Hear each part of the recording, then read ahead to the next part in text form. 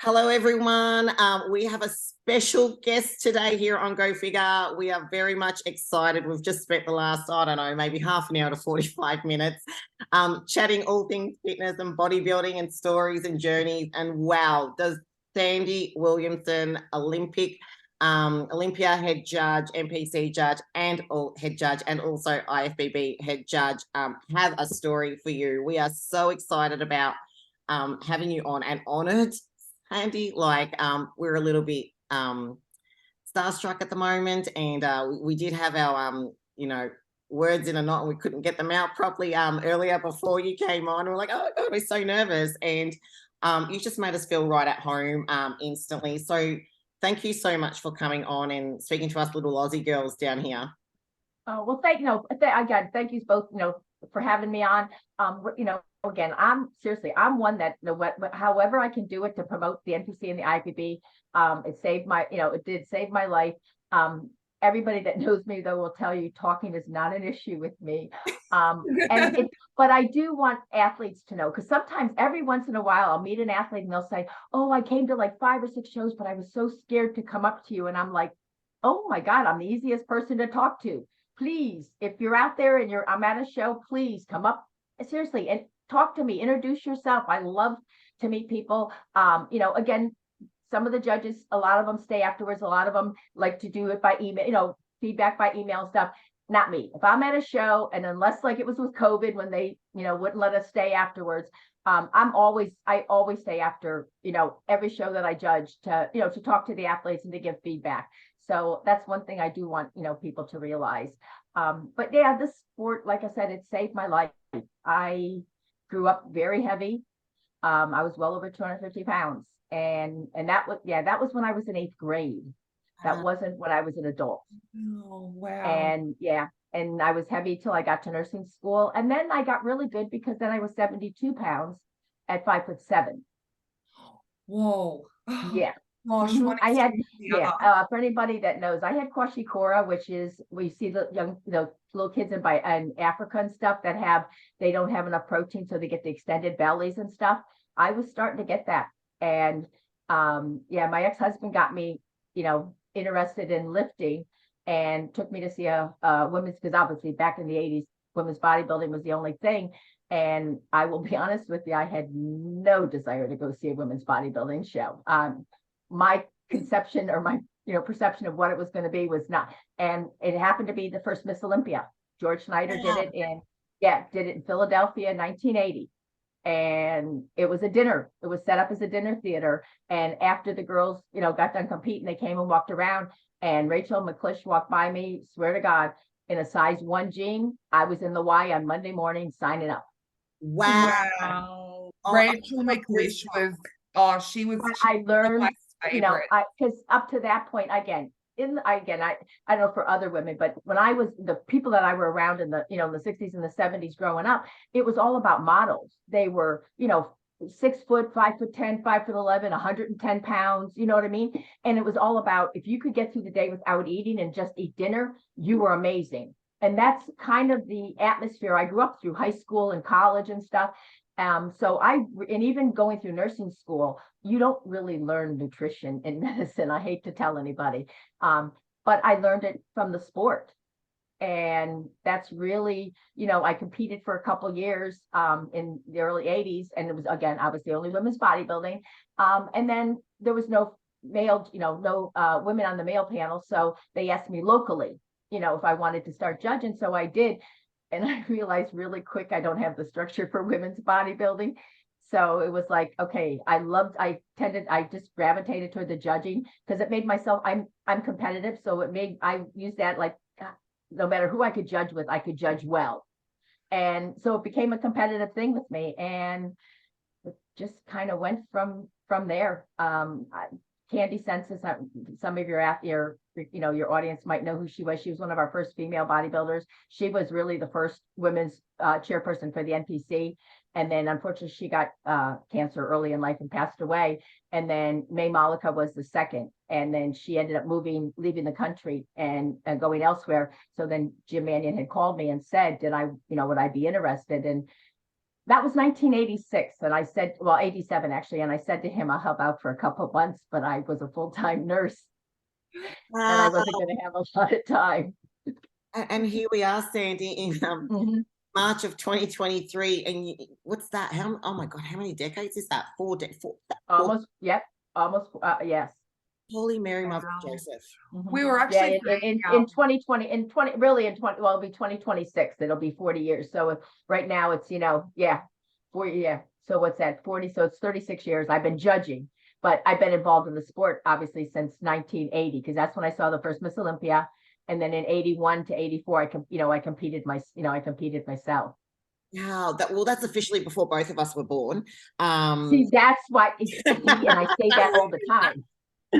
Somebody will say to me, "Oh, they could be your daughter," and I'm like, "Daughter? Most of these athletes are my granddaughters. They're not even my daughters anymore." But yeah, I've been but I think this sport, it's for so many reasons. Like I said, I don't care who we talk to. We have the best nutrition for women than anything else that I've ever been around. Obviously, physical activity where you put muscle on your body is going to keep us healthy for years down the road. I eat more now at 70 than I ever did at 20 and stuff. So there is no way that you're 70. My God. I was just that is no way. That is okay. So did they teach you math in school? Because my birthday is 1952. So do the math and you will know that I'm 71. Wow. And you are incredible. That's insane. Yeah, and that's testament, because you've lived that life. You've chosen, bodybuilding. It's not just bodybuilding getting on stage. You're building your body, you're evolving your body. And that's what I tell women really anybody, but that's especially obviously because I talk to more women, but that's what I tell women all the time. Okay. First of all, use our mentor to your family and everybody around you. You're obviously your children. They grow up knowing that your lifestyle as far as how you eat and stuff this is the type of good nutrition, but they also see that you get exercise in no matter what happens in the day. It's just part of the day. It's not, you know what I mean? And it doesn't matter if you're busy, if you're not busy, if things are going wrong, you can make time for it.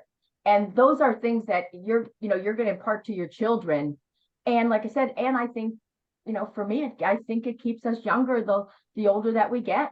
It honestly does. I often think back to my 20s, and I was like you, had very disordered eating style. I starved myself because I wanted to be, rail thin.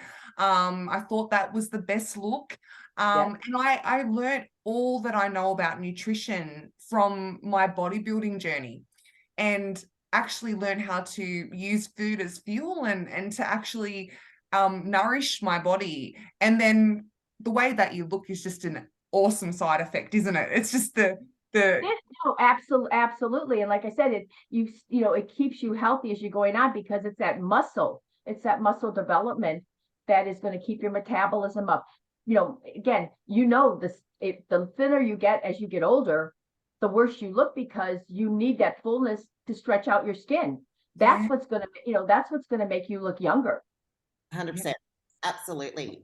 And I just wish, I look at, it was about a year ago. I had it was a 21st anniversary of my high school, kind of like thing. And a little bit like yourself, Sandy, I was like, 4 foot high, because I'm only like 157 centimeters, 4 foot high and kind of 4 foot wide, at school as well. And at the 21st, high school reunion, I was unrecognizable. They didn't even know who I was. They thought it was someone from the wrong year or the wrong school. But that's the biggest, those kind of things are the biggest compliment. They are. I mean, obviously what you look like isn't who you are. No. But it does. But again, it gives you more confidence as a person, no matter male or female. But especially as a female, gives you more confidence in yourself and stuff.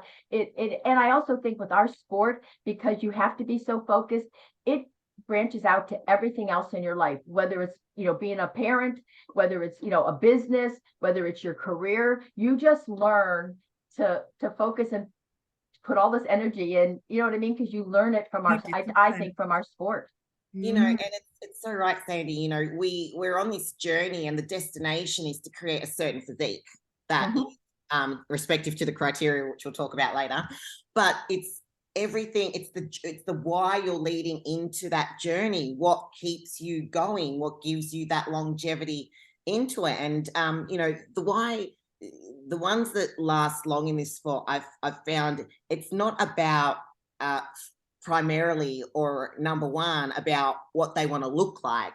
It's about the legacy they want to leave, or you know, and you could all the values they want to impart to their kids. That, you know, we've spoken to quite a few athletes now, and the really amazing ones, it is that they want to be great role models for their children. They want to be great role models for other women in this sport, and show that, you know, this sport is really healthy. It's actually a very healthy sport. You know, you're going to, your cardiovascular fitness is going to improve. Your circulatory system is going to improve. So there's benefits all around. Oh, absolutely. Like I said, I think it helps you in every other aspect of your life. But the biggest thing is you're, again, no matter what you look like, you're healthier inside. Like I said, I will put up our nutrition against anybody. Because I've tried every diet in the world, so I can pretty much attest to that. But yeah, like I said, and I think that's what this sport teaches you, you know, really, if you really give yourself over and really, you know, like learn and, you know, and stuff, and try different things, different types of nutrition stuff to see how your body will change and stuff, you're gonna end up with a much healthier eating, which is again going to serve you in your health as you get older. And even though everybody, you know, I'm sure is going to be listening to the 20s and 30s, hate to tell you, you're all going to get to be 50, 60, and 70 at one point, and you're going to be really, I guarantee you are going to be happier that you did, you know, that this, you know, that did have the sport somewhere in your life. You know, and I also have a lot of athletes, both men and women, that will say to me, you know, that they started out, and because they, you know, life happens, they couldn't compete a lot, but then years later they'll come back, but they never changed the lifestyle. And, you know, if you talk to one of the top girls, and that's Ashley Kostwasser, I talked to her, again, people think I know all the athletes, and I don't. I really got to know her only 2 years ago. And the reason she can step on stage every weekend is because this is her life. This is the lifestyle. You know what I mean? She was a 400 hurdler in college, and she's never changed, you know, like her, you know, how she exercises. Now, obviously she changed, you know, with lifting weights but to change different body parts, but the whole lifestyle is just what she's done all her life. And, Yes. you know, I've judged her now for years, and I don't think the girl ages ever.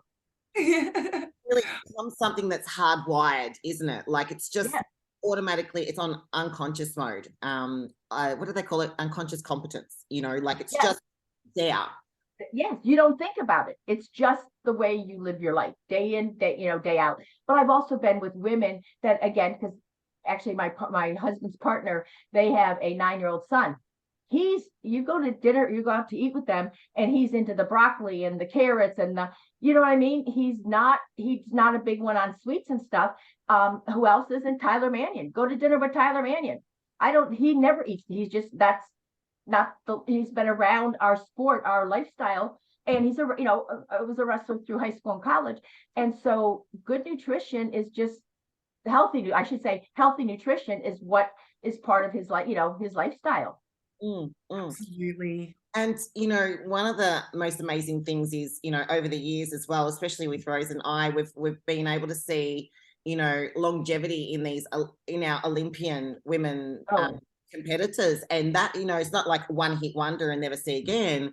Like, you know, like your Wendy's, and then like your Jessicas, and now, you know, your Sids, and you've got your Bolyana, you know, who started way back when she was like 20, you know, in her country before she came over. And, you know, honestly, like before we started speaking to them, we're like, oh, you know, they're in their late 20s, early 30s.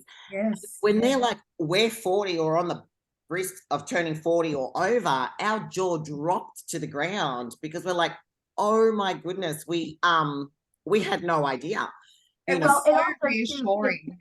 Yeah, well, and also too, I think lots of times, even when Sid first did well at the Olympia, or somebody does well at the Olympia, a lot of people don't know that athlete till that happens, like with Angelica. And they don't realize like Angelica was 16th at the Olympia before. They think it happens like a lot of times to some of these athletes. Adela Garcia. I judged Adela in 1995 for the first time. She got her pro card in 2001 or 2002. But people don't realize it doesn't, sometimes it does, it can happen in a quick time, quick period of time, but most of the time it does not. It takes time, you know what I mean? And so, yeah, they don't realize the work and the years that, that go into, to changing your physique. Yeah, and the fact that I think it's just a testament to how healthy the sport really is when you've got so many of the top Olympians, and they've been around for 10, 12, 15 years competing all of that time. It's well, you look at Linda Murray. I mean, she got better. She just had her 60th. Was it her 60th birthday she just had? Her skin is amazing. Oh, her skin is just so beautiful and smooth, and she just looks so healthy. It's amazing. I know. And I mean, but even when you look at now, Whitney Jones, she's still, obviously competes. I've been judging her for like, I don't know, 10 plus years or whatever. And she is a mother and stuff. And every time somebody's around her, they just think she's getting ready for a show. Yeah, she's in shape all year round. Yeah, but she'll tell you, she, just like you said earlier, Rose, she learned that the more she feeds her body, again, the proper nutrition, the more it acts, it's the better machine. And so she has, her calorie intake is really a lot higher than a lot of other athletes, just because she's built that up over all the years that she's been training and competing. Yeah, and you can see that because her body is so youthful. Her energy that she gives off is so youthful. Let's put it right here. She's crazy. Okay, that's one and done. She is crazy. But another one like that is Camille Perriot. She's another one. I've done a couple seminars with her, when she's still competing, and people would say, "Oh, you're getting ready for the Arnolds," and she'd be like, "No, I'm not. I'm in off season now." But she's another one because, again, she has built her body, fed it, nutritionally, and it just makes your body a better machine, and you're going to process that food better. You know what? That's actually a great thing to point out as well. Off season, on season, and we were speaking to James Stokes about this because you look at James and he looks like he's ready to walk out on stage. I know. He looks fantastic. Yep. He's like, he's spoken to athletes in the past where, I'm in bulking, I'm in the, in the off season now. And he goes, "You look like you're getting ready." And he's like, "Well, my off season, my on season is all the same. It's just time frame changes. Like give myself." It's just more of the same type of nutrition. It's not you're going out and now I was on prep for 16 weeks and now I'm going back to the pizza and whatever, whatever. No, it's your body will get better if you keep, if you live that, like I say, live that lifestyle and use that nutrition, just more of the same good stuff. It really is. And I've seen so many women that I'm like, if I didn't like you, I could really hate you, because they eat so much, you know what I mean? But it's healthy, good nutrition. It's not, because everybody knows if you come to America, we're the heaviest country because we have the most, fast foods, most processed food. And unfortunately, now we're making the rest of the world join us. We are. The obesity rates. The obesity rates in Australia have risen astronomically, and particularly through COVID as well. Well, of course, in the United States, not only do COVID, we took you out of school. We stopped all your outside activity because if you're not in school, then you're going to be in front of your computer or your iPad, whatever the kids are doing. And McDonald's will deliver to your house. I know. Same here, exactly the same. Well, and we'll close the gyms as well, so you can't actually go out. And we close the gyms. Yes. Yeah. Wow. So and it's what's really funny. I won't say funny, but very an observation that I'd made probably about 2 years ago now is because I like to refresh myself when it comes to my my craft and go back and do updating courses and things like that. And I was looking at the the current BMR, which is, your basal metabolic rate and, what hip to waist ratio and body fat percentage today versus when I first started in last century, everyone, 1998. And my mind was blown.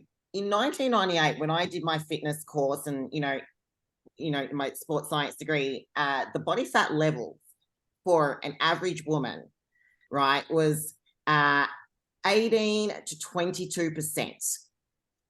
18 to 22% of their total body weight. And that was classified normal, healthy.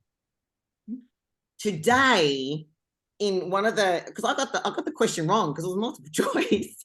I went back to that. 28 to 33% is classified, how they've changed it, is classified as normal and healthy. Oh, I believe that, because when I first got into nursing, at least for us in the United States, under 200 for cholesterol level was good. At 200 or above, you needed to be on medicine. Well, actually, I should say it was 180, and then they bumped it up to 200. And now mostly everybody a lot of people in the United States are 220 and plus.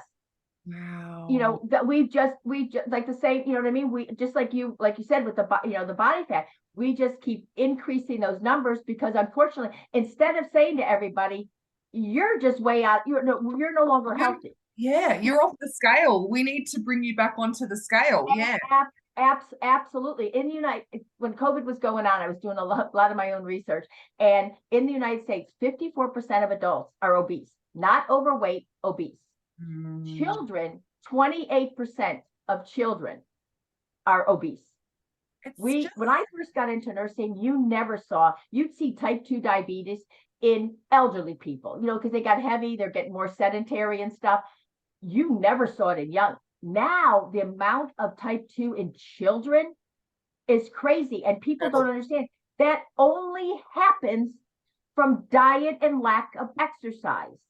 100%. And the scariest thing. It's crazy. It is crazy. And the other day, they're rolling this out in Australia now. It's a drug, and I don't know how to pronounce it. It's diabetes drug. Is that the one you're talking about? Diabetes. They want to give this to children now instead of actually saying to children, okay, we can control your diabetes through good exercise and good nutrition. Here's a tablet. We're going to let you take this tablet now. It's just it's horrendous. I actually think it's sort of constitutes child abuse, because we're teaching this young child, hey, it's not type 1 diabetes, which I think is actually genetic. My nephew has type 1. He had it when he was 9 years old. Your pancreas just does not make insulin. That's right. This is for the type 2. This is not the same thing. No. It's so sad. And I'm thinking, God, we're teaching our young children, and also, of course, the adults now who want to jump on this same train and just take this. We do that, but we do that all the time now. It's like whatever your symptom is. One of my best girlfriends, her cholesterol got over 200. As she was getting older, and so the doctor put her on a cholesterol med. And I'm like, she's okay. She was overweight. And I said to her, so they never talked to you about nutrition and try again, even though I know you're a nurse, you still didn't say to you, let's try to, you know what I mean? No, I'm just going to take the pill. And I'm like, no, there's, again, every medicine you take has some side effects. There's not a medicine out there that has no side effects. Nature is what you want. Yes. Yeah. Oh God, that's so true. And this is not just coming from, Miss Olympia, the head judge, right, over here. This is coming from someone that has extensive medical background. I just, like I said, before we got on, I just, people, I think a lot of people didn't realize that I worked my whole life as a nurse, because I just retired, I just retired from nursing. The things happen for a reason. The year that the NPC split from the IFBB elite team, I retired from nursing. And so it happened that, oh, good, now you can travel every weekend, and we can, you know what I mean? We expanded so quickly. But yeah, I was an adult ICU nurse my whole life. So, and unfortunately, medicine is the worst for nutrition and stuff. And we give everybody pills today rather than trying to to help them, through other means. I have to tell you about a TikTok that I saw the other day. It was hilarious. It was this woman basically saying that if you want to be lean, then you're just fat phobic. You have a problem, and you're being bigoted towards people who are overweight. And I just went, oh, have we really gotten to this point? Have we really gotten to the point where we're so interested in kind of these weird arguments that don't even make sense, that we can't see that just eating well and moving more is good for us? It's no, absolutely. Yeah, and we talked a little bit earlier about values and what have you, and all these, Olympic athletes, people who are in bodybuilding in all, from amateurs all the way through, have this understanding that it's not a value. Doing health is not a value, it's a non-negotiable. Oh, absolutely. Well, we could all think, you can all think of many people that were millionaires or billionaires and are no longer with us. If we don't have our health, nothing else matters. Not all the money in the world, not anything. And if you're a parent, you want your health so that you're there for your children. That should be your first priority ever. Yeah, 100%. 100%. And that's really important because, like, we were speaking as well, Rose and I, at looking at, the pro athletes as well, and, the ones that you judge, like you're doing shows all the time, and you can see how they've evolved and what have you. But they're, for the best part, they're healthy, and they're able to fall pregnant and have children and live their lives and do all that sort of thing. And I think that's really something that I want to get your feedback and your opinion on, Sandy, because there's a lot of up and coming young athletes that maybe might not understand the holistic approach to body. And you want to know, yes, and that that's actually a great question, because like if you look at somebody like Angelica, who competed for, I don't know, 8, 9, 10 years. And then a month after she retired, she was pregnant with her first. Now she's second, having her second. Yeah. Yes, she's having her second. But I tell again, more women, just because that's who I talk to the most. But again, in all my years, and I swear, and I've become friends with a lot of trainers. Again, because we're all human. But you become friends with with certain people and stuff. But I have never ever recommended a trainer or coach to anyone. And I will never do that. I think it's a conflict of interest for me. And I don't know any trainer or coach that well, even though I'm pretty sure I know to put them with, to recommend them to somebody else. But I tell athletes all the time, I'm around all your top Olympians, okay? And I will tell you, I know who the good coaches are, not so much by the way the athletes look. Obviously, yes, to a certain extent, but I know it because when they get to the shows, they're not starving. They're not doing 3-4 hours of cardio. They're not living on less than 1,000 calories a day. To me, if that is what your coach is doing, I'm telling you, I tell athletes, I said, don't give me a name. I don't care. I don't want, that's not the coach for you. Because I know girls that get on that stage every week that are super healthy and are winning the Olympia. So, and I will stand by that, because I know 2 very well athletes personally that I know are on that Olympia stage and are very, very healthy. So like I said, I always can tell who the good coaches are, because like their girls aren't starving. Again, don't get me wrong, they're probably eating food that they have no desire to eat anymore because they've been eating fish or whatever but the thing is, they're not in a calorie deficit. Yes. And that's yes, there it is. That's the difference. Deficit. Yeah. Amazing. I'm so glad you pointed that out, Sandy, as well, because it's bodybuilding, not body starving, isn't it? And I think, just like you said, Rose, and I'm super guilty of the same thing. I grew up all my life trying to think that the smaller I was, the better I was, the better looking I was going to be, the better, you know what I mean? Yes. So that was always the goal. And so I think women are a little bit more conscious of this, are a little bit more geared toward this than men. But again, not in our sport. You need to put, I don't care if you're in bikini or you're in women's bodybuilding, the only way you're going to win is by developing your muscularity to fill out your structure. If you look at the girls at the top, it's full muscle bellies with, again, a little bit of separation, obviously a little bit more in figure and a little bit more in women's physique, but you need the full muscle bellies. Probably one of our less conditioned athletes was Andrea Shaw at the Olympia. And she walked away with the title because there's nobody that came close to her with the degree of muscularity, just enough separation to make her look obviously really good, but it was the full muscle bellies. Yes. It's that development. Yes, it's that development. And Angelica is the same way. Obviously, Sid's the same way. Sid is like, if I'm not mistaken, and again, I won't stand by this, but I want to say she's like 3-4 pounds difference from when she first won the Olympia to now. Because her coach will tell me Sid will tell me they work on again, two of our longest top Olympians, Iris Kyle and Dexter Jackson.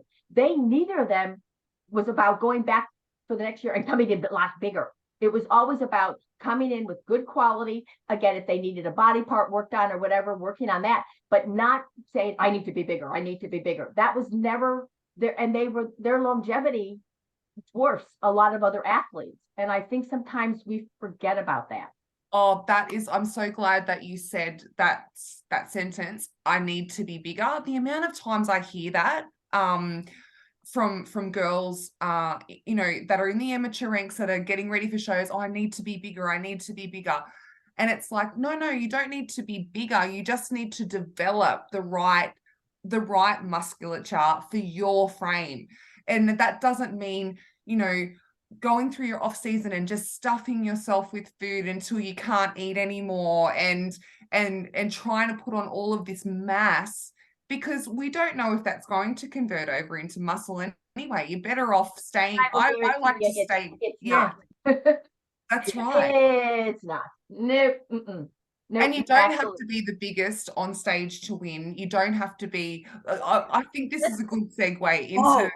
Yes, this is something I really want to hone in on as well, because there's a lot of forums where, people are discussing the ideals of what's preferred on stage, and, whether tall, short, 3D, 2D, 5D body looks, is presented on stage, and what you should be looking like. And when we're looking at and you've spoken about this for 36 years about criteria and, what needs to be presented in each division.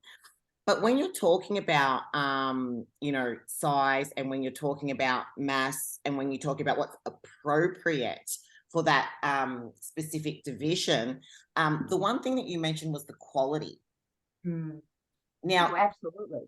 Can you, for the listeners that are on here, whether it's, we've got listeners all over the world now, what do you mean by quality? Well, obviously, if you look at bikini is probably, though, today's day and age is our most competitive for the female division. I mean, the quality is so good in that division. But also too, and like I said this earlier, you don't need you can get away with not having like that perfect structure like you need for figure or women's physique. You know what I mean? You can get away with maybe being a tiny bit wider in the waist, or tiny bit more, smaller bone structure. Like I said, a little bit more muscle, a little bit less. It depends on what looks good on you. But if you look at if you look at Jen Dory last year, and you look at Maureen, and you look at Ashley, because Ashley's always up in that mix, somewhere, you know what I mean? And who else? Because I just went Maureen and Ashley. Ashley, Maureen, Jen, Lorelai, obviously I just judged her at the Arnolds. But if you look at all of them, what they have in common, even though their structures are really different. Lorelai's tall, more of a leaner, I don't say leaner, but because she's not lean, but more of a longer muscle bellies and stuff. Whereas Jen Dory is smaller, compact and stuff. Yet they're vying for first, second, third on that Olympia stage or the Arnold stage. What they have in common is the development on their own body structure. They all have muscle underneath, which that's what gives our body shape. And, I think sometimes, like I said, with women, we get so honed in on, or so wrapped up in the conditioning we forget you don't need, if you go and look at the Olympia pictures or the Arnold's pictures, nobody has splits in their quad, in their hamstrings. Yet I hear that from amateurs all the time because they'll lean forward with that stupid back pose and try to push back. And I'll say to them, why are you doing that? Because especially in bikini, wellness, not so much, but bikini, I want to see balance from top to bottom. So the minute you lean forward, you're taking out that shape from the top, okay? And when you push back too much, you flatten your glutes, especially the upper glutes and stuff. So you flatten yourself out. And they'll say to me, well, I want to show you my hamstrings. And I look right at them and I go, but I'm not interested in your hamstrings. Yeah. Because if you have hamstring development, you're going to have fullness back there that I'm going to see. If you have to bend forward and push back, I will tell you, what you're going to achieve is you are going to be losing more than if you would have just stayed upright. Let me see your whole entire shape. Because again, when you push back, not only do you flatten, you also widen your glutes. So now you narrow your upper body because you're leaning forward, and you widen your glutes because you're pushing back. You just took your balance. Yeah, exactly. You hurt yourself. And I will tell you, I see that all the time, and I see it, but I will say I see it more at the amateur than I do at the Olympia, because the Olympians most of them already have that development. And they know, again, because they've gotten feedback over the years, like, don't lean forward, you're hurting yourself. They know not to do that because they know that is going to end up hurting their overall look. That's so interesting that you say that. We talk about and we hear, trying to hide your flaws on stage and what have you. But, you got to understand, Sandy Williamson's been in the game for 36 years and she knows all the tricks of the trade that we're all trying to do. So just present exactly what it is that you're looking for. Focus on presenting your best package within that criteria, as opposed to comparing what someone next to you is doing, or even what you think the trend is at the moment, or what might be showing on social media, which leads into another thing, is what you don't watch social media. Don't watch social media, and I seriously, and I've talked to a couple top Olympians, and they'll say to me, oh, don't contact me through IG or anything, because I have a 3-week no social. They do not look at social media for 3 weeks leading up to the Olympia. And when I first heard that, I went, that is a great idea, because I will tell you, now again, this is going back a couple of years, but not that long, about 6 or 7 years, when Jeremy Buendia was still doing men's physique. Okay. And somebody showed me a picture of him like in August. And that's when the Olympia was in September, it was always in September, the 3rd week in September. And they showed me a picture and they were like, he looks like a bodybuilder. And I looked at that and I went, yeah, he does. And they said, well, then he's going to be too. I said, if he shows up to the Olympia like that, I said, absolutely. It's going to be way too big for men's physique. Well, he showed up, he won, because he was exactly 3 pounds heavier than he was the year before, because what he put on social media wasn't really what he looked like, but it made everybody else get nervous because he was the contender, because he had won last year. So all the other guys were thinking, oh, I got to be bigger, I got to be fuller, I got to be bigger, and he wasn't. So don't watch social media. That's such a good point. The best advice ever. And but you know what, even for just the general public, I mean, if you go on IG, there's so many advertisements, you know what I mean? Because obviously, because my age, you tell me something's going to take wrinkles away, I'm going to look at it. But it's all filtered now these days, you know what I mean? So yes. We're doing, our athletes are doing that too, because they want to look good for their fans, and for, if they have if they have a clientele and stuff, you know what I mean? So, but it once you see it, because we're human, it's hard then to get that image, like, I'm going to get next to that person on stage. You know what I mean? So don't look at it, and then you're not going to think about it. And I love that advice. Such an important, there was one podcast we were listening to, didn't we? And it was like, figure is the classic physique of women.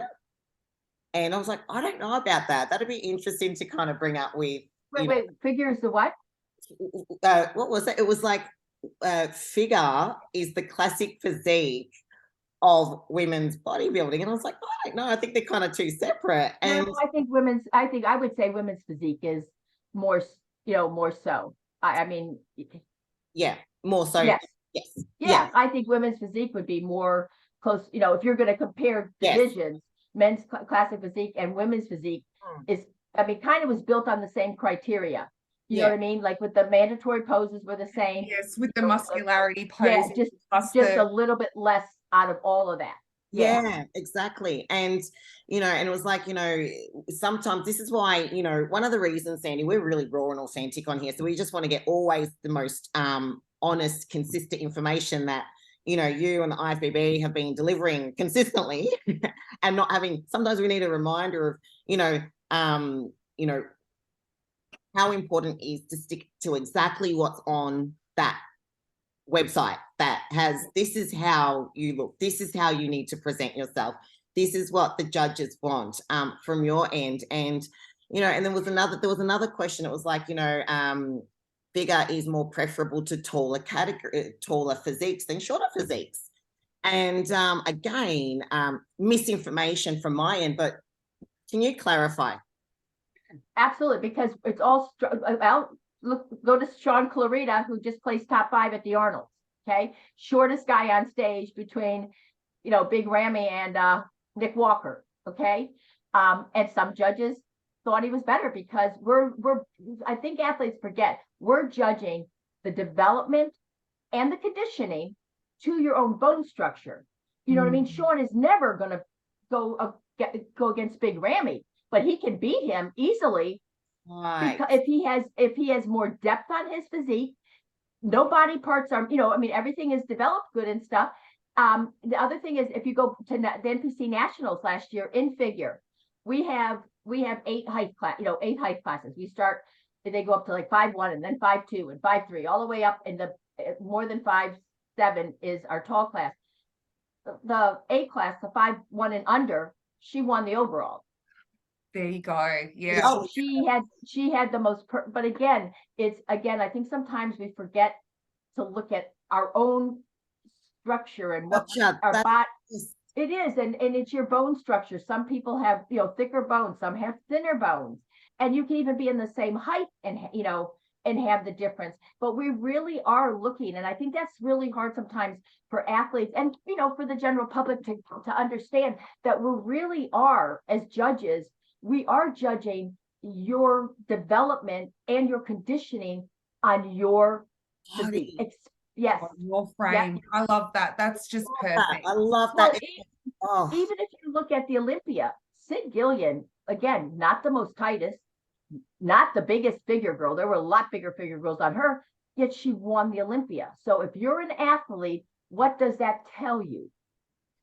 You know, we were watching that, Lisa and I, and we said the same thing. You know, Sid is she just fits the criteria so perfectly. When you read the criteria, and I always say this to people, the criteria is there on the IFBB Pro League page.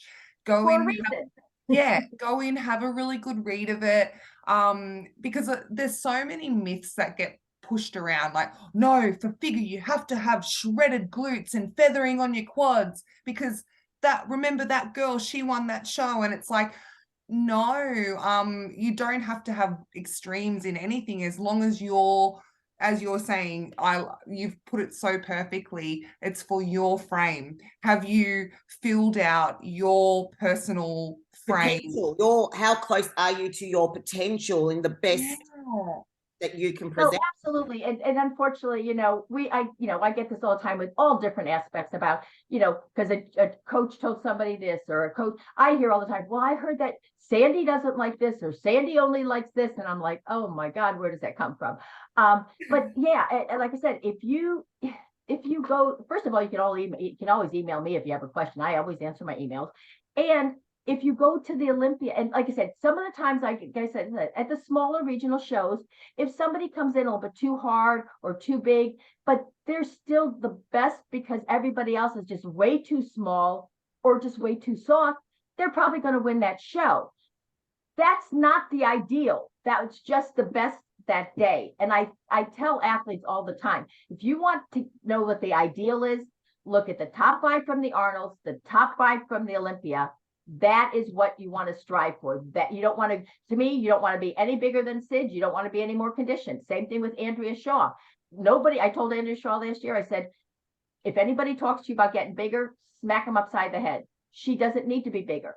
So if she doesn't need to be bigger, then nobody else needs to be bigger. You know what I mean? And I just, now again, if you're somebody though, like a Helly, she's got a much bigger, thicker bone structure, and she's a much taller girl, she's going to need to fill out her frame a little bit more. You know what I mean?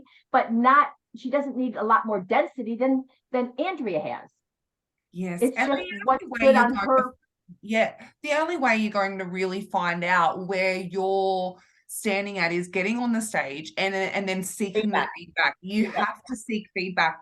I did that religiously through all of my competitions, and I specifically would seek out that feedback to say, where do I need to go from here? And then, you know, I would try to fit try to do what they had told me to do. And, you know, in the end, it got me my pro card. And it takes, sometimes it can be little things. It can be just like, oh, actually, we think that your legs are great, but at the moment we've just seen that you need to develop your glutes more, or, you know, it's specific to you. You know what, though? That's a good point, though, Rose, with figure, because obviously wellness, bikini, everybody thinks glutes. But I will tell you, if you're a top figure competitor, you need glute development.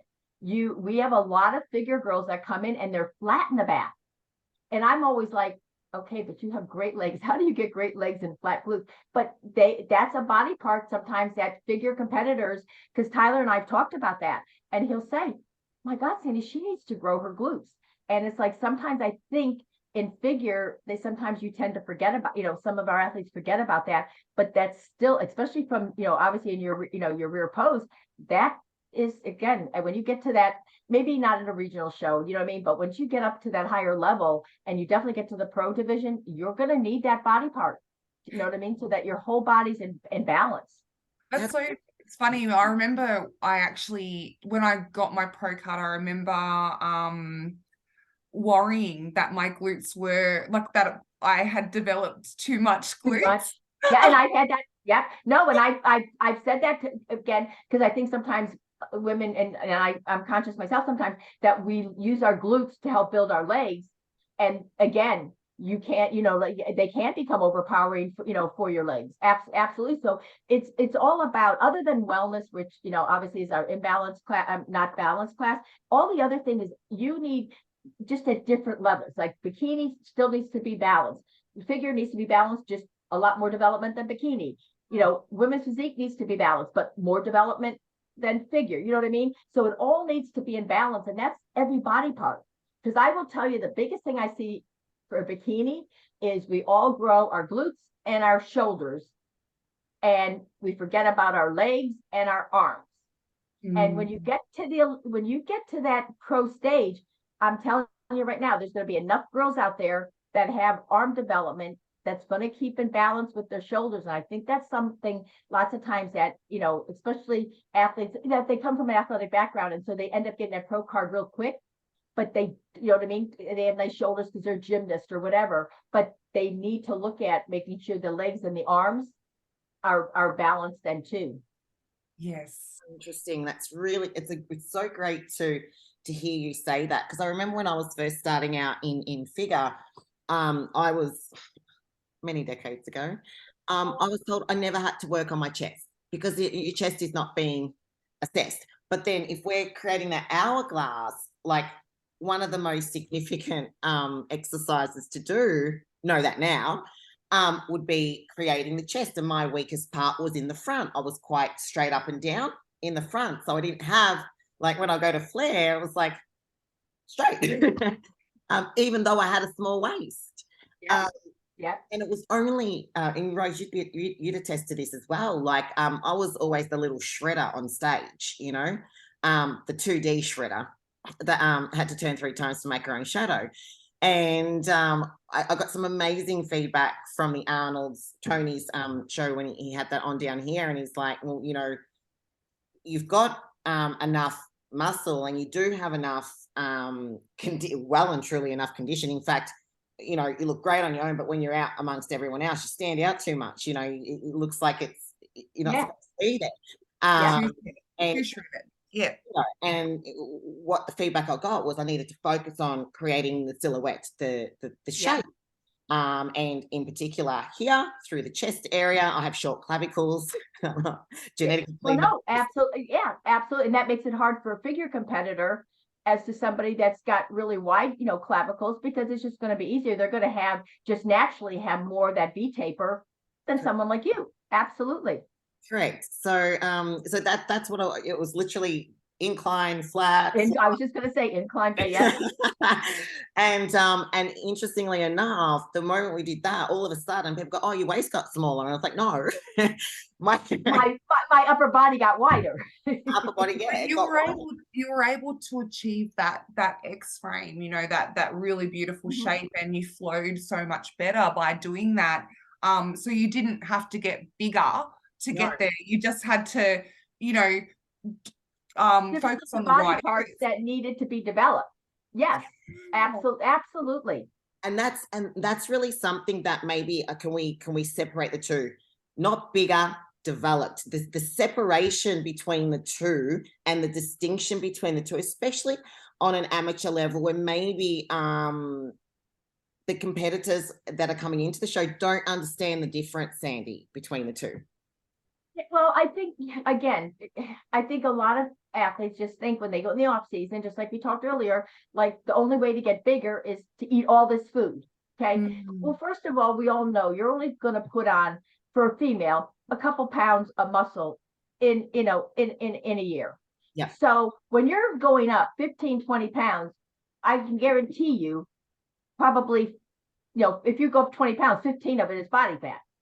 And the thing is, the more you stretch out your skin and then you bring it down, and the more you stretch out your skin as you go up in age, it's going to look like you stretched out your skin and you brought it back down. And it's going to take its toll. You're going to end up actually doing what you didn't, accomplishing what you didn't want to. You're going to look, your skin tone is going to look older quicker. Absolutely. Because you can't keep stretching it out and coming back down.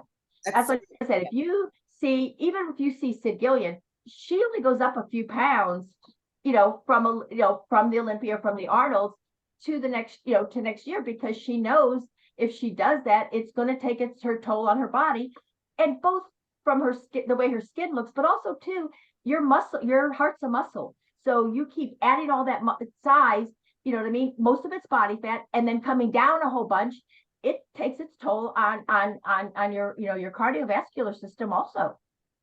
It does. So that's so relevant to actually look at the health implications, because sometimes we just have this vision of that for the destination of what I need to look like, as opposed to using a holistic bodybuilding approach, moving in where you're looking at the health of your organs, you're looking at your mental health in that process as well.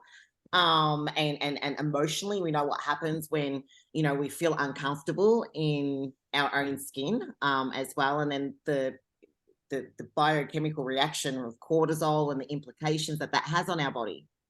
And then when I've seen this happen too, and I've actually even had a show where before I did go pro, I remember just putting on way too much weight. I think I'd put on 12 kilos or something like that, which was really unusual for me. I don't normally put on that much weight in my off season, and trying to get that weight off was so difficult. It was almost like once it's on, it's so much harder to get back off. And as you get older, and it doesn't matter whether it's 30, 35, you know what I mean? Our hormones change as we get older and stuff. So what worked for you when you're 22 is not going to work for you when you're 32. You know what I mean? But you know what I mean? And especially too, once you've had children, your body changes. Because one of the things I do get from a lot of women is, and again, like you said about getting feedback is so important, because sometimes I think women, we all have what we think our issues are, and you're very conscious of that. And so I'll have women with stretch marks and stuff from childbirth, or maybe a C-section, incision, and they'll come to me afterwards and they'll say, "Oh, I know it's my stretch marks." And I'm like, "No, I didn't notice that on stage." "Well, how could you not notice that?" I'm like, "Because that's like obviously a focal point for you, but I'm telling you, it's very minor on your physique, and also too, I have women that'll say to me, they do have stretch marks and they are visible, and they'll say, "Well, is that going to hurt me?" And I always say, if you get another athlete that is in the same condition and the exact same development as you, could that hurt you? Yeah, it could. But I will guarantee you that to find another athlete that's exactly your development, exactly your condition, is probably not going to happen. So I say, get that out of your mind. Just focus on getting you better and don't get hung up on those little things, because when it comes down to it, lots of times they don't matter. Yeah, that's so, that was so valuable to hear that, even for myself personally. Yeah, I was just thinking that's great advice for me. It's so daunting as I haven't been on stage for quite some time now because of, the COVID locked us down here in Australia. We haven't been able to travel. But just focusing on my own journey, going into that first pro debut, just focus on myself and what I can bring. And you've got that, but the pro debut is your best because there's no pressure. Yes, true. You're just, yes. And I tell this to everybody, your pro debut should be one of the best days of your competition, because first of all, everybody, people around you, they don't know who you are, your pro debut. So you have no pressure on, except the pressure you put for yourself. Enjoy that day, because no matter where you place that day, now the next show is you're going to have your own pressure on you, because you're going to want to beat whatever you were the first time. And I just want the judges' feedback now. You don't have that pressure. Yeah, that first time around, I just want that judges' feedback. Just tell me what I'm doing, how I'm going. But you go in, and you know what? And we just talked about how fast life goes. I'm telling you, enjoy every minute of that day, because it'll be midnight already, and you're gonna get upset because I don't feel like I enjoyed all the, you know what I mean? Because you get anxious, you get worried, you're looking ahead all the time. Enjoy that day. Some of the best the athletes that had the best time at the Olympians were the ones that were just so happy to make it to that stage. Yeah. They had a ball. They could have cared less. Just being part of that is such a great experience for athletes. Because so many never make it there. And so, and once you make it there, you never know. Life takes its toll. You don't know if you'll ever get a chance to come back. You know what I mean? And so it was so cool to see so many athletes that it was their first time on the Olympia stage. Unfortunately, it was with the other 50-some people on stage. Yeah. That was huge. It was a huge lineup. Oh my God. It was crazy. Like I said, that would have been crazy judging for you guys. Massive. Like I said, again, everybody knows we judge to 15, everybody else is 16. And like I said, I looked at some of those names in my bottom groups, and I'm like, oh my God, I missed somebody. You know what I mean? Because, as a judge, we're human. And I said this to athletes, have I missed somebody in my life? Yeah, I'm a human person.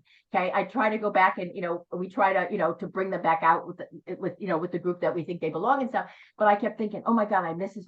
And then I was looking at the people, the athletes above, and I'm like, yeah, but I don't know who to switch her with, because everybody else is even better. It's I'm telling you, the quality at the Olympia was just crazy. Every time I go, it blows my mind what our athletes, how they come, especially our again, don't get me wrong. I mean, I love my American athletes, but it always amazes me, our international athletes, when I know the travel that they have to do, especially, I will tell you, probably for a long time, 2020 is going to be the best Olympia because Jake and them changed cities at the last minute and made it work. And the amount of international athletes that were able to get themselves there, and the quality that they came, just blew my mind, because I knew so many of them were like in Mexico for a couple of weeks or in Canada for a couple of weeks. And you know what I mean? It took obviously a lot of support from a lot of people to make that work for a lot of our international athletes. And it was just crazy how much they were able to accomplish. Oh, that's incredible. And and this last Olympia being just huge. I think there was 39 girls even in figure, which is oh, it was all our divisions were crazy. As a judge, and not just any just a head judge, it's your show, and the buck stops with you. How do you keep up your stamina? Those fresh eyes, and it's kind of like you're running a marathon all day long. How do you go through your process as a judge on that day? So for me, And I like I said, I started out with Jim Mannion. So I kind of learned from him. But that's one of the things that probably in what maybe the last 7-8 years that's the one thing I was able to accomplish from the judging process, because up till that time, in the pro divisions, everybody came out individually. Okay. And then I kept thinking every once in a while, I'm like, okay, I feel like we miss this person. I felt like we missed this person. So at the amateur level and our national shows, because we were having more in our classes at our national shows than I would see in a pro, in a pro division and stuff. So we'd see like 30 and 40 athletes in the same thing. And so one of the times I had the expediters bring them out in groups. And so we did that. And all of a sudden, Jim said to me, why did we do it like? And I said, because I said, if that first person comes out as a judge, I have no idea. Are they the best? Are they the worst? Are they in the middle? I have no idea, because I have no idea, because you're not judging. That's what I'm saying. You're not judging on ideal, because if you're going to look at 50 people and you don't see the lineup first to have an idea of what the quality is, I don't care who you are, you're judging that first couple people, the first couple athletes off an ideal, because you're still judging them. Yes. And you have to have something in your mind of what you're judging them. You're judging them how you think the rest of the class is going to look, or what the person looked like at the Olympia. You know what I mean? So I like and I started that, and I had a big issue getting into the pros, because the MC always announces the pros individually and stuff, and so it was a big change to get them to come out in lineups and then have the MC announce them individually. But I just think from a judging standpoint, I felt like the last 5, 6, 8 years, whatever, that the chances of missing somebody is so much less, because we're judging you with the quality that and I get to see what the quality is overall before and then, like somebody said, well, then you pick out the top 5 from that. If I have 10 people, I might pick out the top 5 from that. But when I have 50 people, I had 14 who I thought were going to be in that first call out. You know what I mean? Because I thought there were 14 athletes that really stood out. Because what I do for me is if I have just from the lineup, I don't really do a whole lot except put like little dots next to the people that I think really caught my eye. And like I said, at the Olympia, it was like 14 or 15 athletes caught my eye, because that's how good the quality was. And then when you come out individually, now I have an idea, and I'm going to look at you a little bit closer, because now I have an idea what the overall quality is. So now I'm judging you actually on what that quality is on the stage, not something that I think of in image I have in my mind. I hope that I really hope that makes sense, because it does. It does. And wow, I didn't even think about it like that. Yeah, neither did I. Neither did I. I think that's amazing. I love how you actually do if we have like at the Arnolds, where you only had like 10 or 8, 9, 10 in a class, even at my age, I can still remember 8, 9, 10 people. So it's it's okay.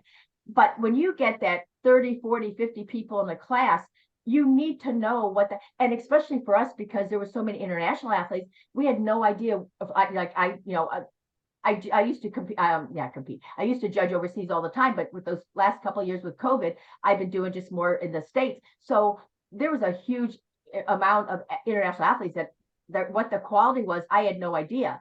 So by seeing them as a group, it gave me that level of where the overall quality was going to be, and then it makes it easier then to now start separating out. One of the other things, and I think I really do want most people in the United States know this, but this is the way the first call outs go. And I don't care whether you're at an NPC regional show or you're at the Olympia, whether it's myself head judging, Tyler, Big Steve, Gary, it don't matter. We all do it the same. Okay.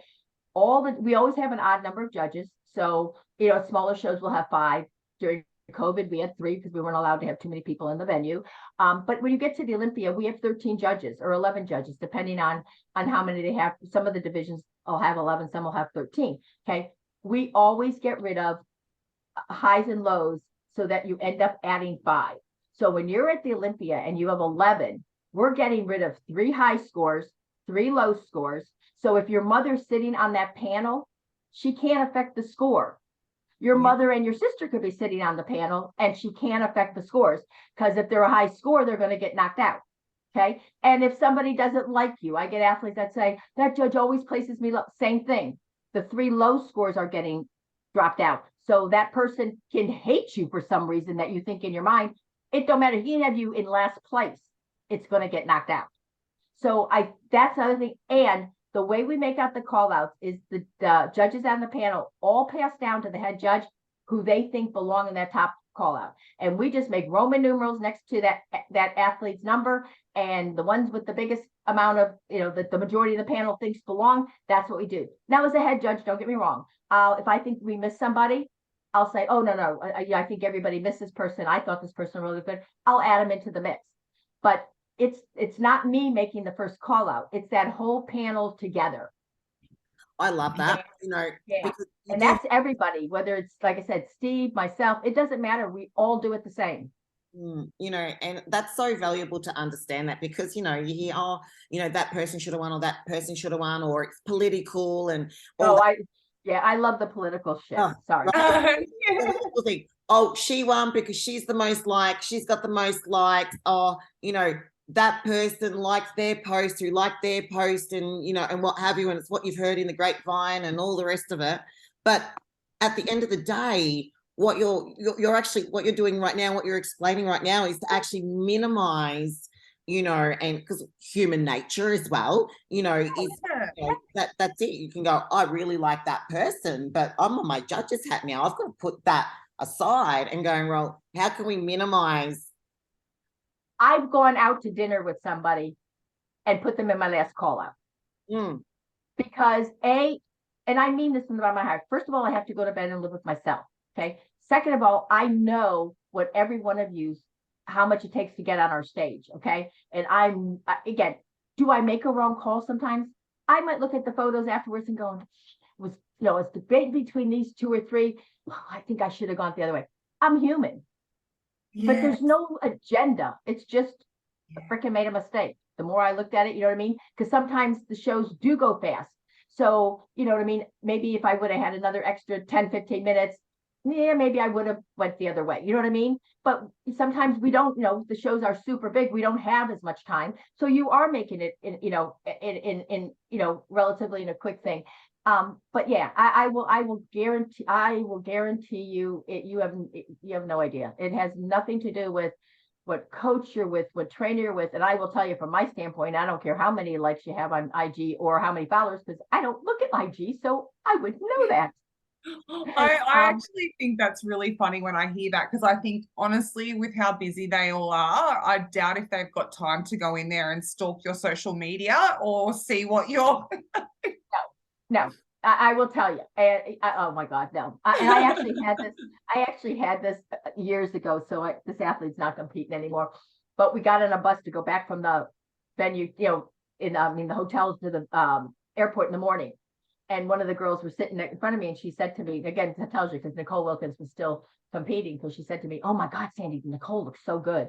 And I went, "Oh, really? Where'd you see her?" And they said, "Well, on her Instagram post." And I said, "Oh, didn't you see her Instagram post?" I said, "No." "You don't follow Nicole?"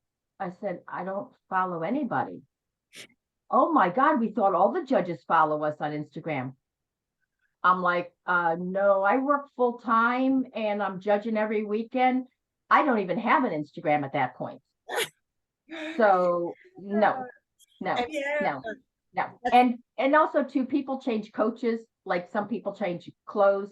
So I could, what I mean? I've already said, in the past, because again, if somebody looks really good and I know they, the athlete with the coach and they, this is the best I've ever seen them, I'll say, if I happen to see that coach, I'll say, "Oh, by the way, so-and-so, you did a really great job." And I wrote, I can't tell you, I don't do that anymore, because I got so many times, "Oh, well, thanks, but they're not with me anymore."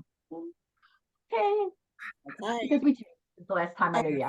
But again, we're all human. And I will tell you, like I said, I've gone to dinner with people and turned around and not placed that person first at all. The overall impression that I'm getting, it's just it's really great, because to me, it just seems like you're a very open person and there's no favoritism, and you're like, come up and chat to me. Come talk to me at the show. Ask. I will. That's one of the things I think that's why I do have, a good reputation for judging, because I might not agree with, I've not agreed with the whole panel before, but I'll tell you, if I will be able to justify why I have you as an athlete where I had you. And I just think as an athlete with everything that you've put in to get to that stage, that's one of the, I don't want to say jobs, but really one of the things that a judge has to be able to do is to give an athlete feedback of why, we placed you where you did. And like I said, if I don't agree with the panel, I've often said, well, I had you here, sometimes lower, sometimes higher. And I'll say, but I was looking at this. I think they, their focus was a little bit more on this, but this is what affected me, a little bit. Because again, I don't think I've ever sat on a panel where I'm arguing somebody first and fifth. It's second, third, fourth, fifth, sixth. It's always really one or two placements. You know what I mean? Yeah. And when it's a really big show as well, and this is something I just want to take back to a couple of minutes of what you said before there. Sometimes you get it wrong. It's really quick. You go back and you reflect, go, oh, maybe I should have placed this person in that position. There's also a responsibility for the athletes as well when they're on stage, that they present themselves, which is something we spoke about off air, as effectively as possible and efficiently as possible, to give you the time that you have to observe them, and having that awareness going, okay, I'm a figure girl, I'm at Miss Olympia, there is 40 girls in my lineup, I know the judges are going to have to run through this really fast, and we've got 3 seconds, 4 seconds per pose. So can you just elaborate a little bit about the responsibility of the athlete from a posing perspective when they come out? Absolutely. And most of the guys that have come to my seminars know I always right now blame it on the men's physique. Okay. If you think a figure, we have 4 poses. We want to see your front, your side, your back. Okay. If you only have a few seconds, okay, you want to do a really good front pose. Okay. You want to do a really good side pose. I don't care which side you go through, because now I'm looking for the depth. I want to see how, like you said, how 3D you are. Okay. I want to see the shape of your glutes. You know what I mean? How your chest is and stuff. And I want to see your back. Okay. Taking up, if you have 15 seconds and taking up 7 or 8 seconds in transitions is not going to allow me to see your physique to its best. So if you're figure, do figure poses. Don't do all the hand waving movements. With the men's physique, same thing. It's front and back, and we get the half lat spread and the lat spreads and the bicep curls. And I will tell you, I've had athletes, almost lose a pro show because judges get frustrated, because we know your physique is better than you're showing it, but we can't judge it if we can't see it. So you know what I mean? So the transitions are nice. Don't get me wrong. You want to be smooth, and you want to, be graceful and have the transitions be really nice. But don't think about what we're looking for in your division. That's really, though, the poses that you want to get into and hold, so that we really can assess your physique in a quick, in a small amount of time. Because again, if you don't present it right, I might go back then and look at pictures later on and go, oh God, but what I was judging you, that's not how you were posing, especially when you're in the comparisons. Because again, this has to do with a men's division, and I've used this scenario a lot, but it's a really good scenario, because just like I said to you, we were at one of our Masters Nationals where we have, you can compete in the 35 and the 40 and the 45. So I don't know how I think it was, we started with 35. I can't remember now. We might've started with the older and went the other way. But anyways, in bodybuilding, all the judges gave me who they thought should be in the first call out. And I thought they missed somebody. So I added that person in. Okay. It was the most god awful posing you ever want to see. I think I ended up with 6 up there. So he was 6. Okay. Now, our Masters Nationals is really a big show. So you're talking like an hour and a half later till he came back with the next age group. Okay. He beat all the 5 guys that he just lost to in the first thing, because obviously his trainer got a hold of him backstage and they worked on his posing, because when he posed individually, he posed really well. When he posed in comparison, I don't know what the heck he was doing. And I said to Gary Unit, the promoter, I said, this is not a judging issue. This is an athlete issue. He looked horrible in the first class, 100% better in the second class, and he won that class.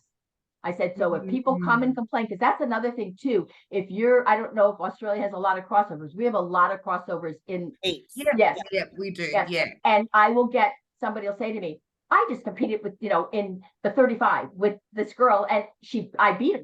And now we get to the 40 and she beat me. How can that happen? Our physiques didn't change. I said, no, your physiques didn't change, but her posing certainly changed. Or another thing is people go backstage, they eat, they drink, and now, yes, and they retain, if they, you know what I mean? They retain they water, might have just needed that little bit of water to give a bit more fullness. I'm like that. I've got to always have. They could go the opposite way as well. Yes, like, oh no, I've had a girl come in a little bit too tight, but she was good enough to place wherever she placed. And then the next class, some of the judges went to me, Sandy, she's even tighter. And I'm like, yeah, she's going to even place lower, because she even looks more conditioned than she did when she came out. So all those things, when it's a big show, those are things as an athlete you do want to, but that's why sometimes in the cross, now again, you're not going to go from 1st to 7th, against the same athlete, but can a place or two change because of posing? Absolutely.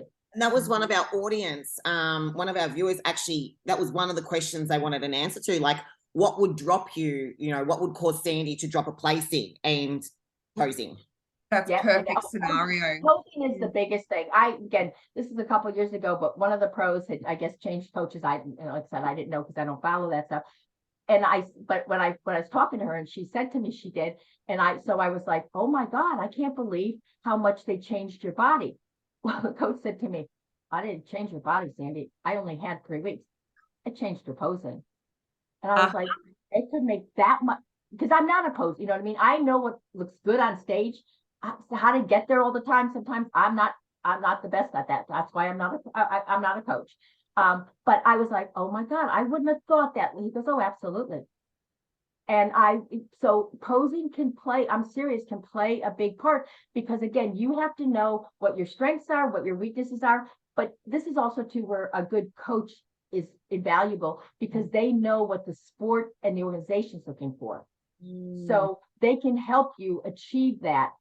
You know what I mean? Because they know they've been around for a long time, and they see what, what normally gets, placed higher or something. Yep. So true. I've got just a question myself. I've noticed that the posing, it's sort of changed a little bit. Would you say that too for figure? The knees now are apart. Is that right? Feet together, knees slightly apart. Is that something you would say, or? You're asking the wrong person. Oh, no, that's good. That's all right. No, I've noticed, like, I think we probably should have drilled down on that with Autumn, who, Yeah. But I think, if I'm not, to be honest with you, at the women's workshop, Sid Gillian did the women, figure, women's physique and bodybuilding for me, because she's the best. I mean, she really is amazing at what she does. And she's such an intelligent young lady. But I want to say that it works on some physiques and it doesn't. So it kind of depends. Oh, I have noticed that. I could be wrong. And that one I actually will find out, and I'll email you. I think it depends on what your structure is and what you're trying to achieve. I don't think it was, no, they should always be together or always be apart. I think it depends on your structure and your physique. I think you're right too, because that's why I was a bit like, oh, I wonder if there's, some difference, because I had noticed some girls stand with them together and some girls are slightly apart, and I'm like, ooh, so I think that just probably again re-emphasizes. I'll find out and email you that you can actually, you know what I mean, seriously clarify that, when next time you do your podcast. Absolutely. And it's probably what you were saying before too. It's about what looks best for so you might be a person who you do look better with them slightly apart, and some might look better slightly together. Absolutely. Wow, that's incredible. And I think we were talking off air as well, and we're like, oh, we're going to emphasize each category, which I'm sitting now after this great conversation that we're actually having. I'm like, I don't think we actually kind of need to, because you've brought out the really important principles of what you're looking for. specific to the NPC and IFBB. And there's something that I definitely want to highlight in there, and you can probably, confirm that as well, is especially in the amateur ranks as well. There's a lot of people that cross over from different federations as well. And yeah. And, and when they, from the amateur ranks in Australia, like all of our shows are amateur shows at the moment. And it's about understanding that, when you're moving and crossing over to a new federation, what we're doing right here, IFBB, NPC, that the way that you present your body might be different to what you've been. Oh, absolutely, because different federations do have different posing criterias and different different mandatory poses and stuff. So you do want to, and that's why I always say to athletes, again, whether you're brand new to the sport or coming from another federation, is always go to a local show. So, I mean, don't get me wrong, watching the stuff on social media is, that from that standpoint is always good, but go to a show because you'll get an idea of how the process is. So that when you go to your first show, whether, like I said, whether it's a first time totally or just first time to the federation, it'll take away, to me, some of that stress, because you're like, okay, they're going to put me on a diagonal. They're going to bring me out in just whatever you can do to alleviate your stress that first time is, obviously is going to help. And also don't get me wrong, looking at the photos gives you an idea, but the photos do not tell you what the judges saw on stage. I cannot. Now, again, when you're at a smaller show and you have a lot of people that are either really, are more developed and the quality's good, or whether somebody's really not in shape, you're going to be able to see the difference there. But when you go to those top, a pro show or a pro qualifier, and you see a lot of athletes and you look at the photos and you go, why did they not go with this person? Or you're only seeing a 2D thing. You're only seeing it because now the photographers all put it on automatic clip. So they might never have caught that person in a really good set pose. And yet you're judging how they should have placed on not a set pose. That's so true. Yes. And I, because I've done, like I said, I've done it myself. And so I always tell people the photos will give you an idea, but you can't judge off the photos. It'll give you an idea of if you're going to any show, whether you're going to your first show or you're going to a regional show or a pro qualifier, go to that show. Yeah, look at the photos because you want to know kind of the quality that you're going to be up against. But don't judge that show off those photos, because I will be honest with you. If I was judging, I would lots of times change how I would have went. But I know what we saw on stage, because now we're seeing the posing and also too how you as an athlete you conducted yourself, because if you have a lot of confidence and you make eye contact with the judges, those are all little things that you're not going to get from a photo. And lots of times we'll know the winner because the winner knows the winner, because they come out with that confidence. Same thing too, sometimes you go to the pro shows and you have the bigger athletes, and I've judged a lot of these athletes for a lot of years, and you kind of go, in my mind you go, she doesn't think, and again, I might think that she looks really good, but in her mind, she doesn't think that and it comes across. Well, like we were talking about this, weren't we? It's like you can know all the poses, but what energy are you bringing to stage? What presence is not the posing? It's like a state of mind, not a state of body.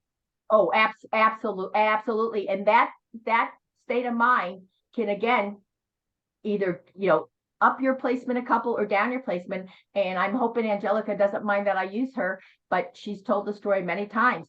She won the 2 Olympias, and then her 3rd Olympia, again, the winner always is last. And she said to me, because afterwards I was like, she was soft. And she goes, Sandy, I was backstage by myself, because they don't let trainers backstage at the Olympia. Not when the girls are, waiting to go on stage, but they can only be in the staging. And she said, I was backstage and I'm looking at all these amazing athletes. And the more I looked, the more nervous I got. She said, I could feel the water starting to come. I didn't know what to do about it. And she said, by the time I got to stage, I knew I didn't look like I looked an hour ago. And so even somebody at that level, that stress and that anxiety and the pressure we all put on ourselves can play a fact. And as a female, once that cortisol level starts to go up, that water's coming no matter Oh, how, what you do. Come hell or high water, it's coming. Yeah.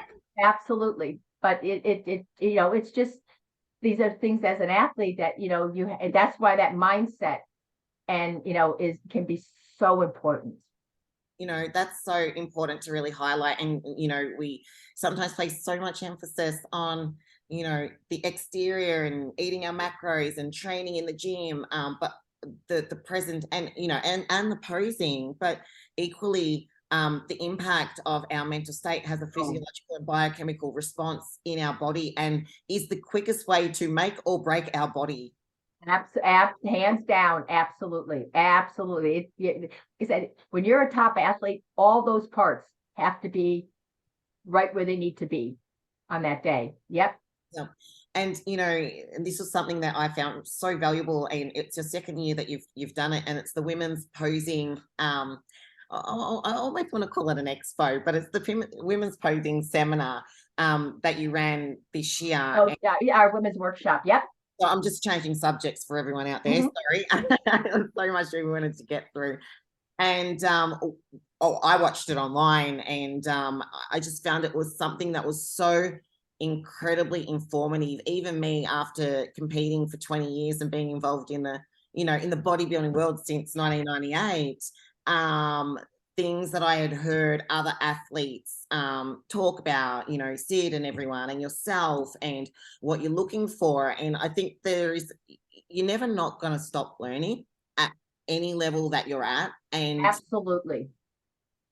And one of the most, so I really want to honor you for what you've put together, because it seems like that wasn't something that was very easy to put together. There was a lot that was involved, a lot of considerations to take into place. And I think it's something that, you know, I hope you keep doing, because I would love to see it grow and evolve over time. And if I can get some feedback as to what was your motivation to get something like this up and running? Okay, just like I said to you earlier, I am not a business person at all. I'm the person that actually you want working for your company. That's who I am.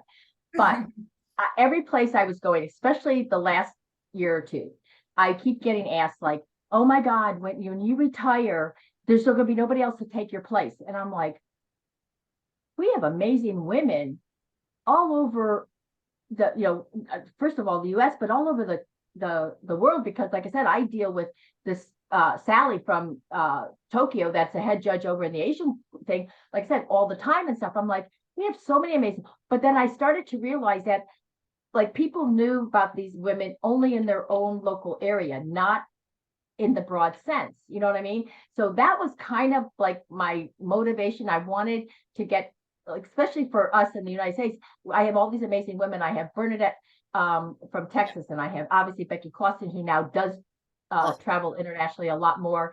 I have Mo, that is at our East Coast. And I had all these amazing women. So I wanted, like, I was trying to think of some way to get so that people would know who they are, because we have amazing, amazing women. And not only that, we have amazing women judges, but then we started a couple shows now here are all women shows. And so Whitney Weiser does the Nashville Fit Show. She put 442 women across stage last year. Yes. Whitney Jones. Now she has not just a women's show, but she has a regular show. Sid Gillian promotes a show. Shannon Day does both a regular and an all women show, Girl Power. And I think sometimes for women, you know, we are different than men. And I think sometimes for the all women show, for athletes or for anybody that's like maybe lost weight or just got into the exercise to lose weight and look better for themselves, to get on stage in that bikini is really intimidating. So if they go to an all women show, I think sometimes they want to, because they just want to show their family and friends what they accomplished. Most of them don't have any desire. It's a bucket list. They're going to do it one time and that's it. But I will tell you, I've done those shows, and afterwards I get these girls, oh my God, Sandy, I had a ball. I'm getting a coach. Wait till you see me next year. And you know what I mean? Yes. But they might never have stepped on that stage if there was a lot of men, because they didn't, they don't feel comfortable. You know what I mean? But that being just with all women gave them a little bit more of that confidence to get up on stage, to show their family and friends, because their family and friends think they look amazing because they might have lost 40 pounds, 50 pounds, whatever it is. And, you know, but so, yeah, so that was the whole thing, was to kind of highlight all these different women and all the women that have companies. That's the other thing with this sport. Like, you might not be competing anymore, but we have so many women that have started businesses that, or have, you know, ended up working for a company and have gone on to make themselves an amazing career financially. You know, Shoe Fairy is a good example. Yes. Multi-million-dollar business. And she said to me, Sandy, I didn't know the first thing about a shoe. And, you know, all the suit makers that we have and stuff. You know, Renee Harshey from Arizona, she started a meal prep company, and in 1 year went from her running it to her husband quitting his job to having 13 employees. Wow. That's what this industry can do for you. But again, nobody's going to come knocking at the door and say, oh, I'd like to give you this. Yeah. You bust your butt. And we have so many athletes. And again, I just wanted to highlight the women because that's what it seemed like most people didn't realize. And so I was talking to people, and we kind of put it in into a seminar workshop. But I also, like I said, with the pros, we have so many, again, pros that give back all the time. And I wanted to be able to at least help a little bit with expenses, give them a little bit for their time and stuff. You know, because again, they're such a huge part of our organization. And that's kind of how that went. And then I got other people to help me, and it's already growing. My goal is to turn it over to somebody so that I could retire and somebody else will keep it going. I just think it's a great forum for women because, you know, women, we like to be part of a group, you know, especially when you're a single mom or you're so far away geographically from everybody. Exactly. This is the kind of stuff that makes us feel more of a community. It does. Like, I'm from sort of, you know, as I said before, regional New South Wales in Australia. So I was the only person that had ever done bodybuilding from my community. There was no one, you know, to kind of help me in the early days. And so I love seeing what, you know, you're doing, what FemFlex Friday is doing, because it provides something for women like myself who were, you know, might have been living out in the sticks, you know, to go online, learn about the sport and enter it, because it doesn't seem so scary then. Well, and also too, you can make friends at the different shows that you go to, and even though you don't live near each other, I say this all the time, again, I have women, I have women that get up, 3, 4 in the morning and to do their workout and stuff. And it's like, it's so nice if you can text somebody and go, like, okay, I'm up and doing it. And I was like, oh, I wasn't going to, well, now I have to get up because you're up. You know what I mean? Yeah. It helps even before you're a single mom dealing with a health issue and stuff. And it's like, it's nice if you can connect with another single mom that's maybe not dealing with the same thing, but dealing with something similar. And you're like, okay, how do you do it? How do you manage it? So that you don't feel like you're this island. Yeah. And, the blessing of social media for that, that is it. Keeping in touch is the best. When I first started in the world, I think dial-up internet was just making its thing back then. And, even I had no idea I rocked up to my first show in a bikini that I had bought from Kmart, which is the equivalent of Walmart. Okay. Literally. Yeah. I didn't know there had to be a specific bikini. I was just told by my, trainer at the time, you just have a bikini and get yourself a tan. And I got the rub-on cream la tan that you have, and did my own makeup, and I looked like Drew Carey, back then. And it was horrendous. Oh, no. I just remember rocking up backstage and everyone looked very polished, and I had no idea what was going on. But to add to that, everyone backstage was phenomenal, and they're like, oh, we're going to help you. And someone came in and did my hair, and someone came in and did my makeup. Someone let me borrow their bikini and their shoes because I had normal high heel shoes, So, and interestingly enough, that show I won. Ironically, I actually won that show, and I'll never forget. It was like 2004 or 5 or something like that. And it was, but the only way you'd know what to do was when a bodybuilding magazine would come out, like, Muscle Fitness or what have you, and you'd have to. that's all I had when I was competing. You'd Right. wait 3 weeks. You'd wait 3 weeks to hear results, or you'd call Golds in Venice to find out the results. Yes. And Australia would get the magazines a month after you guys would get it as well. So it was so incredibly different back in then. And on these days, it's literally like, you know, as long as you know where the platform is, you can go back. You can, you know, you got the show's on YouTube now, Yeah. so you can watch it on repeat on YouTube. You can go on the Olympia TV, and you have just got like panels and panels of presenters and FemFlex Friday and other interviewers as well that are going through kind of what to look for. So it's there, and especially with what you've done as well. I think, you know, this year as well, it doubled in size for you. You had to get a bigger venue. And how good is that? I can only imagine where it's going next year. And I was speaking to Rose, I'm like, I just want to jump on a plane and go over there too. I just want to be a part of it all. I wanted to go over too. I was like, oh, we're watching it online and just, you know, oh, wouldn't it be amazing to be there? Oh, puppy. I love it. You know, she's just telling me that she's hungry. It's okay. I've got too early for her. Yeah. I've got 3 cats, and they're kind of sitting behind the screen right now, so they're looking at me as well. But yes, so you know, kind of in closing, you know, and especially, you know, working through, you know, what you've created this year, or the last couple of years with your posing workshop. Where do you see it going?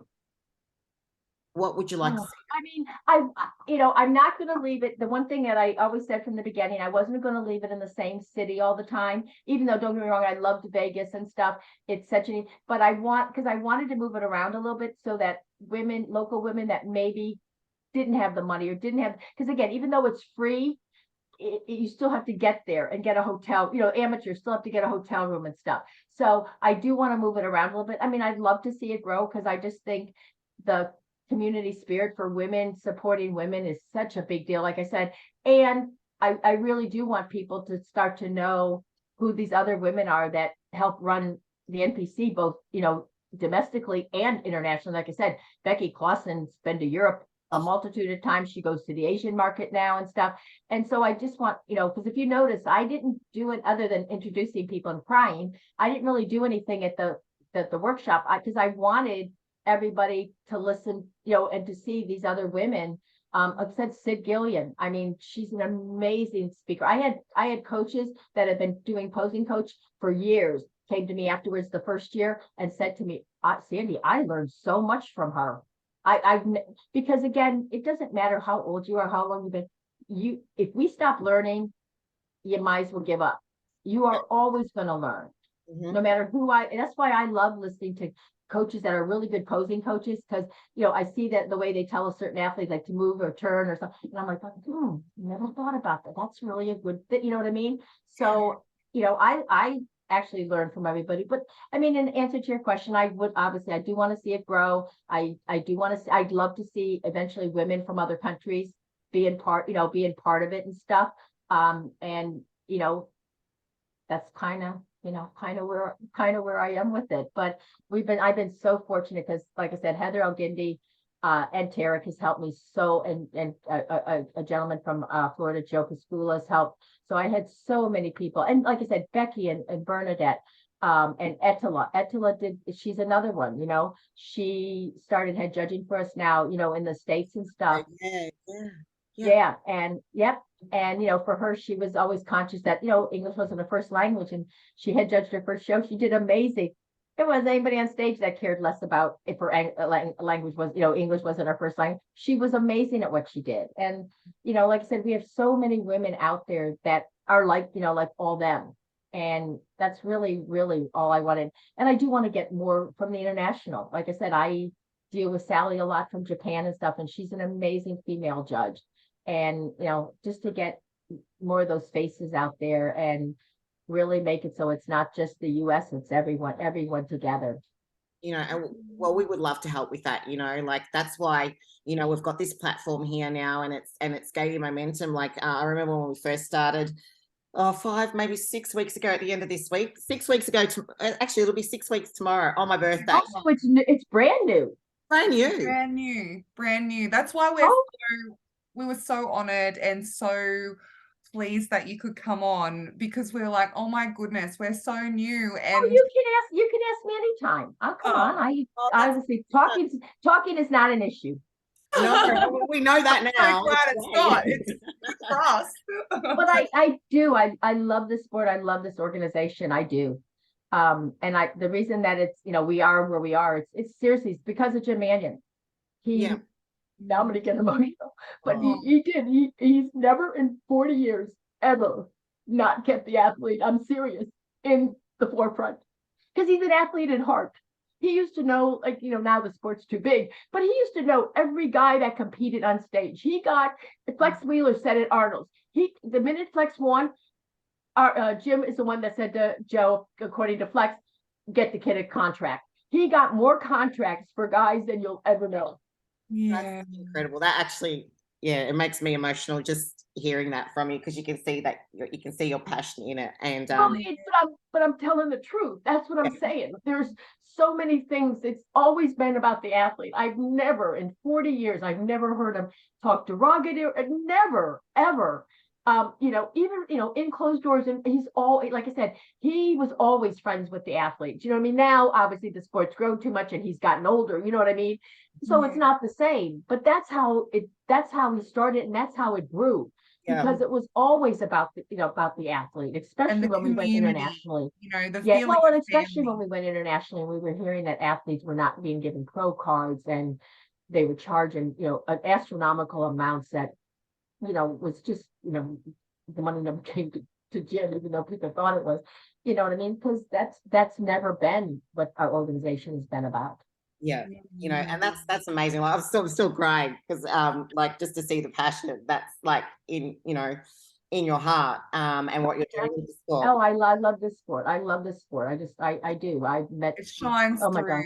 It really does. I've met so many amazing people all over the world, and definitely all over the US and stuff. So, but yeah. Oh, Sandy, I can't thank you enough. No, invite me. Oh my God, no. We are so grateful. Later on in the year. Well, we'll have to have you back on for sure, because you also promote shows as well. So we'll have to catch up with you after your absolutely. This is great. This is going to be great for the editing, because you can see my eye right now. It's like bloodshot. Thanks, Sandy. Oh, you should have saw me opening the women's workshop. Jim saw he watched the live stream a little bit later, and he said to his wife, the last year, he said, I think Sandy was crying. His wife, who, I've known, Debbie and I are friends for 40 years. She goes, I'm sure she cried the whole entire day. Oh, that's so cute. Oh, goodness. Yeah, I'm a big softie. She was pretty close to it. But no, because we have, like I said, we have so many amazing, females in this, and just we have so many amazing people in this organization that's helped it grow and stuff. And I'm sorry, I really think it's great for women. I think it's the best thing that ever happened to me. Oh, me too. Me too. And the same with you, Hayley. Yeah, we and that's why we're so passionate about just getting the sport out there in Australia as well, and saying to women, hey, you can do this too. You totally can do this. No matter what. We're not special. We're not anything that's, we're just normal girls that decided, hey, let's give this bodybuilding thing a go. And both of our lives have been forever changed for the positive because of it. So we love the sport too. Bodybuilding saved your life, Sandy. Well, bodybuilding saved my life as well, and it got me through all the hard times with my son and his health concerns and everything like that. It gave me that one thing that I could focus on when everything around me was crumbling down, So I have so much to be thankful for in this sport, and to women like yourself and what you're doing, and the legacy that you're leaving. It's just like, it gets me every time. And so, like, I can't thank you enough for what you've done. Oh, well, thank you. But I will be honest with you, both of you look like you're ready to get on stage only a couple of weeks out. I'm sitting there looking at both of you, and I'm like, okay, you're not that far off from competition, honey. It's so we both, like you were saying earlier, both of us like to stay and you know, a little bit closer to stage weight, Yes. not too far away, because, and both of us have been criticized so much in the past for that. Oh, you guys stay too lean and it's just like, you know, we feel, I don't know, I'm not going to speak for you, Lisa, but for me, I just feel like I can keep a track of what I actually need to do better if I'm leaner. Because I know then, okay, well, I've only got, you know, I've got to drop about this much weight. What's going to disappear? What's going to stay there? What do I need to get a bit thicker? What do I need to focus on? So, but thank you for saying that. And again, everybody's a little bit different. So again, you know, some of us, not me, but you know, some athletes can stay a little bit leaner. You know what I mean? And some athletes do. But again, if you're gonna, you know, if you do start to gain the weight, you do want to be conscious of it, because again, the more weight you put on, and that up and down, whether you're a male or a female, after the years will take its toll. You know, it will. Yeah. Yeah, it's just we've been doing it for a long time as well, and I think that every single prep that we do, or every cycle that we do, we just get better and better and better in the off season, because it's like we're saying, it's hardwired into us now. Like, well, your body becomes a better machine. That's because that's what our bodies are. They're just machines, and you feed it the right, you work it out the right, it's going to respond better. And that absolutely. You know, so yeah, so you know, this is just now a way of life for us, and we want to be able to share that. You know, we're no spring chickens either, you know, but we're also still got so much more to give, and we've seen how popular, and you'd see this too, how popular the sport has become. It's not mainstream, but how like it's become something that people want to be a part of and people want to do. I know all the mistakes I made 20 years ago, and you know, when I first got started, and if some of my wisdom and my experience, and you know, your wisdom and your experience, and same with you, Rose, can be used to help people getting started, or even people that are, you know, at the same level as us, and we can kind of like cross information and support each other that way, then giddy up, you know. That's amazing place to be. And it's you know, no one understands us except for those that actually are in the sport. Oh, absolutely. Yep. And my best friends have come from the sport, or people that are in the industry. Yeah. Oh yeah, the people that I lifelong. Yes. You know, lifelong friends because of the sport. Exactly. Yeah. So Sandy, we really want to thank you for your time again. I know when the listeners get a chance to listen to this, they're going to absolutely love it, because we've been able to see so many sides and shades to you, and there's so much feedback and important, valuable wisdom and insight. But more important, they've been able to see you, Sandy. They've been able to see you as a person, not just the person that's on the judging panel, or behind the microphone or anything like that. They've been able to see you, and that brings authenticity. It brings that rawness out, and that reality out, and it connects you with, you know, all the people around the world that have looked up to you, that see you, and now they see you from a different light. So thank you so much for your time. Oh my God, you're very welcome. Like I said, it's seriously an honor to be on.